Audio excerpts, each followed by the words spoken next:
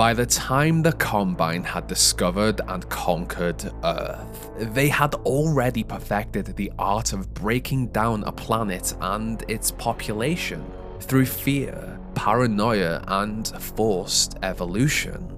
As the years passed, they studied our biological structure and used their findings to make us better. Transhumanism became a standard practice and was used to either enhance collaborators or reduce those who rebelled into nothing more than a disposable cog in their brutal machine.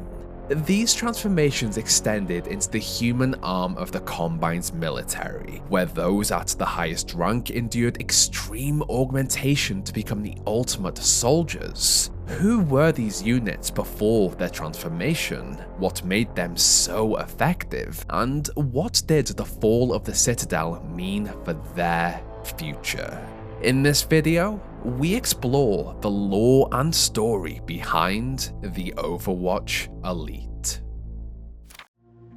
After the dust settled from the 7-hour war, Earth's population had to adapt to a new normal. They were rounded up, sent to settlements, and monitored constantly for any signs of rebellion or resistance. One of these settlements, City 17, was developed over in Eastern Europe in what the Combine called Sector 17 of Earth.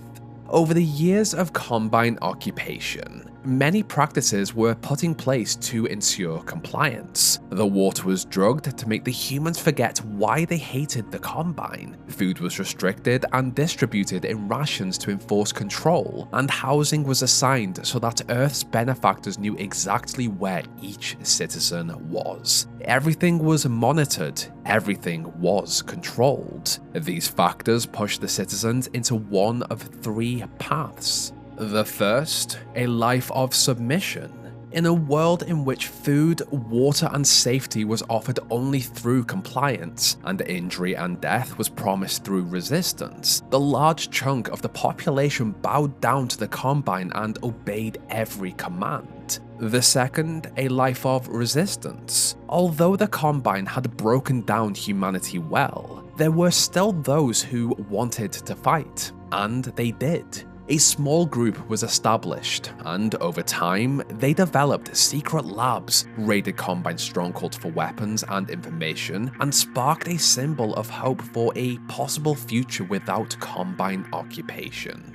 The third was to become a part of the Overwatch, the Combine's military force. To collaborate was pushed to the masses as something good, and it came with lucrative rewards and benefits, additional rations, better food, and purpose in a new world order. This path was chosen by those who were truly desperate, wanted to keep their friends and family safe, and most interestingly, those who believed in the Combine's regime and wanted to play their parts. Run by the Overwatch AI, the human arm of the Combine army was structured in a way to not only get humanity to govern themselves following their regime, but to spread mistrust and paranoia of neighbors and friends. Anyone could be a part of the Overwatch, and there were rewards for turning in those who spoke or acted against the regime. Now, the Overwatch had several tiers, and as the units rose through the ranks, additional privileges, responsibilities, and assignments were offered. However, each promotion came with change. Through their experiments on the human body, the Combine believed they had perfected the process of turning us into weapons using extensive biological and mental augmentation, just as they had with the Strider and Gunship. At the entry level, a completely unchanged Metrocop in the civil protection, and at the top, a drastically modified Overwatch Elite soldier, something that resembled a human on the outside, but underneath the armor was something so much darker. The population of City 17 was aware to a degree of what it meant to become a part of the Overwatch. A Metro cop was just a normal human. They clocked in for their shift, patrolled the streets in local regions, beat down those who disobeyed, raided suspected resistance members, questioned them, and then took off their uniforms at the end of the day. But for those who wanted more, those who wanted to help the Combine, well, there were options available. Nova Prospekt was once a human prison, and just like everything they touched, it was enhanced into something better, a place to store those who worked against them, and, most notably, a place of transformation. Only those dedicated to the Combine's cause willingly went to Nova Prospekt. As for those who did not, well, they went through a darker transformation, a punishment for their rebellion. The willing transition from Metro Cop to Overwatch Soldier was pretty extensive. This came in two stages, mental and physical. From what the Vortigaunt and Resistance were able to share during the operation, the throat was opened up and a vocoder was implanted to improve their communication through a radio in their helmet with other units. Their lungs were enhanced to ensure longevity, resilience, and durability. This meant that they could run for much longer and hold their breath for extended periods of time during an assignment. Their abdomens were extensively altered with a plated material that offered protection against anything that were able to make it past their armor. In a similar manner to the Stalker, a feeding hole was grafted to ensure they required minimum upkeep and downtime. From other art, it appears that augmentations and devices were also installed into the brain itself that connected directly to their masks. From these, it appears that the mask was never intended to be removed after it had been installed, and as a result, each Overwatch soldier became identical. Just like the Stalkers, gunship and dropships, another number in the Combine army.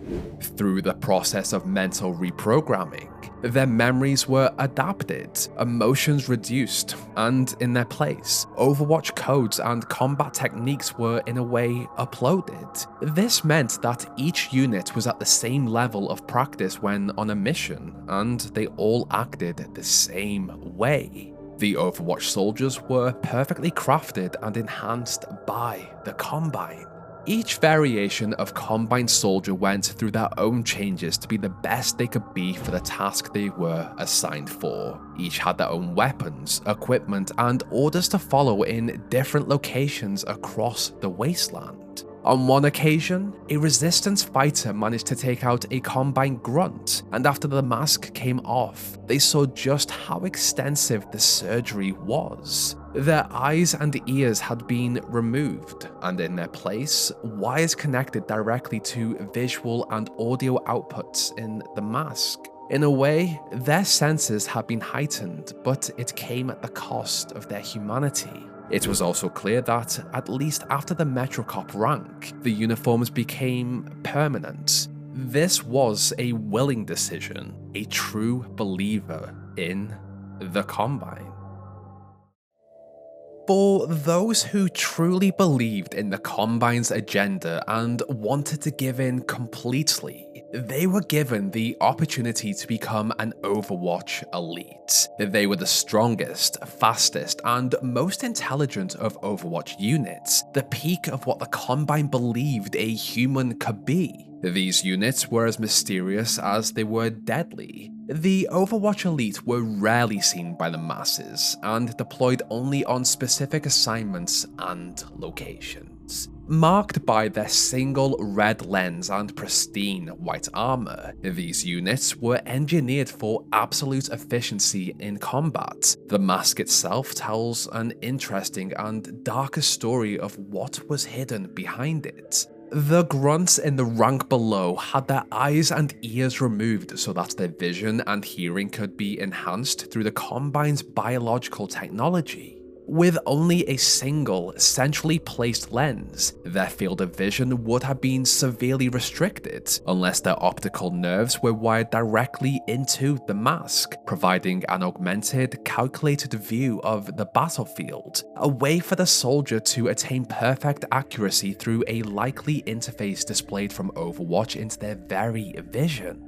Their hearing would have also gone through a similar process in which at the sides of their mask were two audio domes. These units possessed enhanced sight and hearing. Their extensive modifications granted them heightened reflexes, reinforced durability, and inbuilt plating to protect their vital organs. Even if they were injured, they would not have felt it. As for their armor, it was heavy plated, and their jackboots ensured that their feet and legs were also safe. This armor presented a human silhouette, but beneath it lay a body scarred, twisted, and irreversibly altered with wires. A complete mutilation of a human to be enhanced in the eyes of the Combine. And still, these units had agreed to this, along with a complete mental reprogramming to be completely subservient to their benefactors. At this point, they had no emotion, no empathy, no connection to humanity. The instinct to fight or flight had also been stripped away. Only obedience remained. They did what they were told. The only instruction or entity they cared about was the Overwatch AI who commanded them.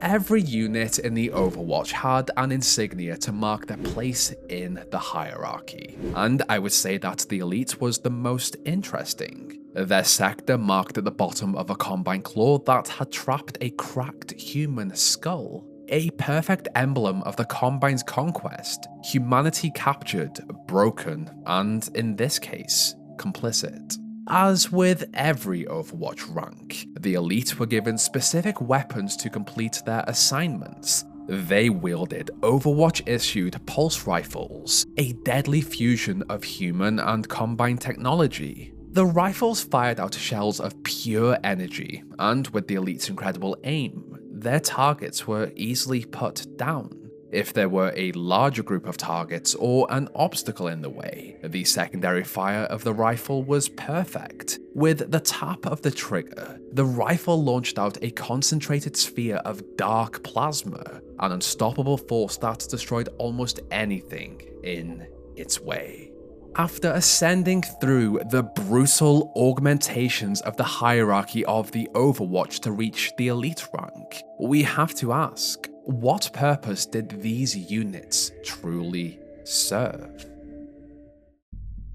While the Metrocops were seen within the cities, Overwatch soldiers in Xenian-infested regions, the Wasteland, and assault on resistant strongholds, grunts, ordinals, and suppressors in the Quarantine Zone, the Elite were given their own assignments and uses, and on occasion took command and ordered the units in the lower ranks. Only when necessary were they deployed to stop resistance activity that could risk the progress and safety of a Combine stronghold, or the future of their reign. Two were permanently stationed outside of Dr. Wallace Breen's office, the Administrator of Earth, to ensure his safety. During the assault of Nova Prospect, Elites were sent to deal with Dr. Gordon Freeman, but they missed him by mere seconds. When the Combine discovered that a small resistance team had travelled to the Arctic North, Overwatch Elite were sent with Overwatch soldiers. Their mission was successful. They not only captured Dr. Judith Mossman, but also discovered information about a lost research vessel with possible teleportation technology on board. After the destabilization of the Citadel, several Overwatch Elites were ordered to remain at the core to guard it. The fall of the Citadel was the perfect opportunity to use the mass influx of energy to send a message to the Combine overworld and trigger the formation of a super portal. On this mission specifically, the Overwatch Elites knew that this would be their final mission. They had to guard it until the core collapsed and exploded. Even though they were the best soldiers the Combine had, they were still disposable, and they obeyed. Their conditioning had taken away their natural instinct to survive, and after the fall of the Citadel, those who remained were ordered to secure the safety and transportation of Combine advisors still in their pods. Each mission was chosen specifically for their talents and abilities. Now, the Overwatch Elite were not seen as frequently as the other Overwatch units. This may have been most likely because they were only deployed when they were needed. As this procedure was extensive and brutal, there would have also been less of this rank than the rest. It has been suggested, however, that elites were sent to other worlds to conquer them. If the changes were vast enough, their respiratory systems and reduction of the needs of food and water would have allowed them to at least function on other worlds. All the Combine had to do was adapt their masks to endure the new atmosphere. As the cycle began again, just as humanity had been terrified by the Strider and Hunter, another species would have looked upon the Combine elites with the same fear. Just a new abhorrent creation of the Combine, a new warrior in their army. After the fall of the Citadel and the dissipation of the Super Portal, the Combine overworld was completely cut off from planet Earth. This meant that every unit in their army was alone, left to govern themselves without orders from the advisors or whatever was above their rank. The Overwatch Elite were no longer human. Their minds sought out one thing, their next order from their leaders. If the Resistance were able to somehow break down every aspect of what remained of the Combine's regime and returned Earth to a somewhat similar form it was before their arrival, what did it mean for the Transformed? Whether these biological and mental modifications are reversible is unknown, yet it would take someone highly skilled to neutralize an elite to even try. Aside from the Stalker, the Overwatch Elite was the most graphic and brutal transformation performed on a human. Still, they made their choice to join and upgrade, to become a cog in the Combine machine. What is for sure is that they would not rejoin humanity willingly. They had ascended. This is a short video this week. The Fable video last week and research for a new Valve game next week has limited my time. The Overwatch Elite has been requested quite a bit, so I thought this was the perfect time to explore it. I kind of felt bad for these guys, but they knew what they were getting themselves into. Were they just desperate to avoid a tough life, or did they truly believe in the Combine agenda? Valve built an incredible world with so many different things to talk about. I wish we had more games like this, stories and lores that could be explored on a deeper level even 20 years later. Valve are sitting on a goldmine of potential games. Maybe we could have a game and explore one of the other worlds, bring back Return to Ravenholm, or find out what happened to Adrian Shepard. What I will say is that if you've not played Entropy 02, go and do it now. It explores the Elite and what happened with Judith Mossman. Sadly, it is not canon, so I did not include it in this video. The next planned Half-Life video is going to be a big one, a huge topic with so many different moving parts and stories to explore. I cannot wait to show it to you. That was everything I wanted to say. If you enjoyed this video, then I would love you to subscribe to the channel, like the video if you liked it, dislike it if you did not, and let me know what you thought in the comments section below. Finally, I would like to thank my gold tier patrons and channel members: Queen Arby, Lewis, Oren X, Drakey Phoenix, Daniel Cal Drawings, 501st Clone Boy, Ruben Mendoza, Imperial Embers, Canifex, Jimsy, Average Soul, Azu, Jonas, Yali Rodriguez, and Detroit. What did you think of this topic? Did you feel bad for the Overwatch Elite? And what would you like me to cover next? Let me know in the comments below. This is where our story ends. Check back soon for a new one.